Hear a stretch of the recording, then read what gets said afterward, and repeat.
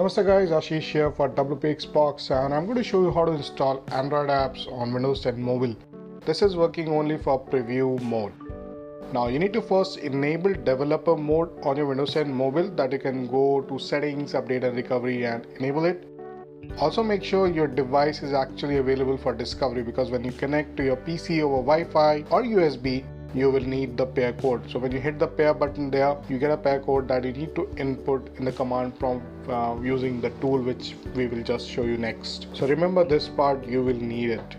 So now let's switch to the command tools over there. We have two command tools. This is the first one which we can download by using the link below. This is basically a Project Astoria, I'm guessing, which allows you to do that. So there is a wconnect tool over there. Before that you have IP over USB install and a Visual C++ runtime files. You need to install both of them. So once you do that, your system is all ready. Now next thing you will need to check is for the ADB tool.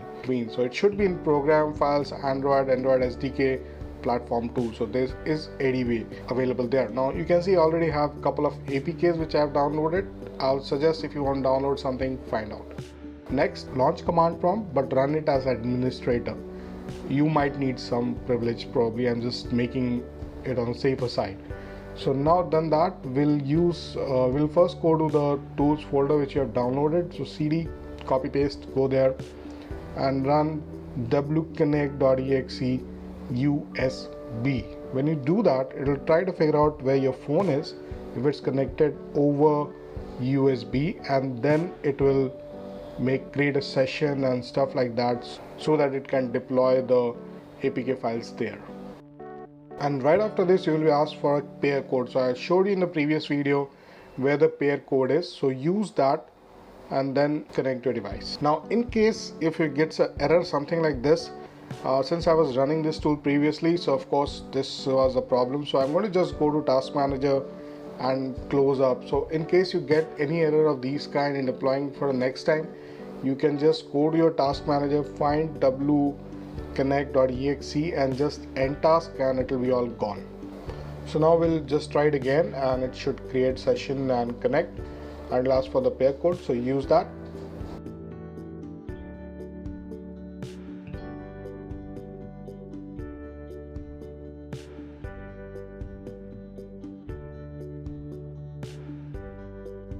So this is connected, so you can see you have emulator number also there in case you need it.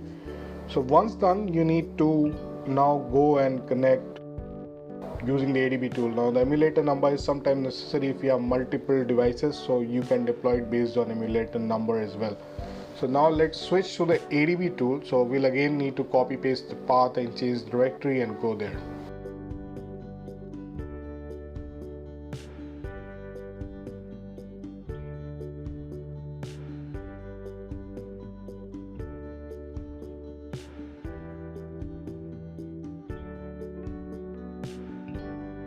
Alright, so now we are in this tool. Now we're going to type ADB install and the APK name. So just hit enter and we'll start deploying. So making sure the connection and all is there, and you should see it right on your recently added app list on your Windows phone or Windows Mobile, whatever you want to call it right now.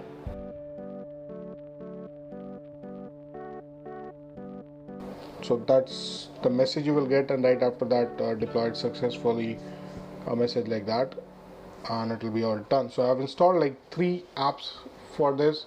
No, not 3, I've installed actually 4 apps here. There is a Slack, then there is a Snapchat app, and the other things. Now it's possible that not all apps will work, especially those who are working with the Google Play services.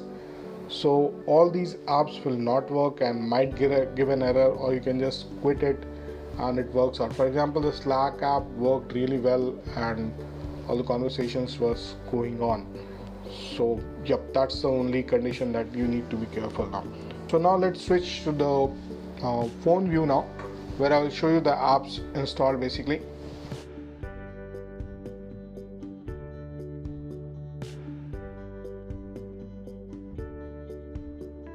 So these are the 4 apps which are basically Android apps which I have installed. So you've got Slack, and there's a launcher, Casper, and Site Explorer. So this is a Slack app which actually needs Google Play services, but I was able to say okay, and it didn't bother me later on. So you can access settings, you can do conversation, and everything just works incredibly nice. So that is my profile on Slack, and then I'll show you the other apps as well. So you have Casper here. So now Casper is a Snapchat app which asks me to log in, but when I actually log in, it will ask me to connect to Google services, so I had left it right there. So that is there, and there are two more apps which really didn't work that nice, but because of the Google Play services, this will crash actually.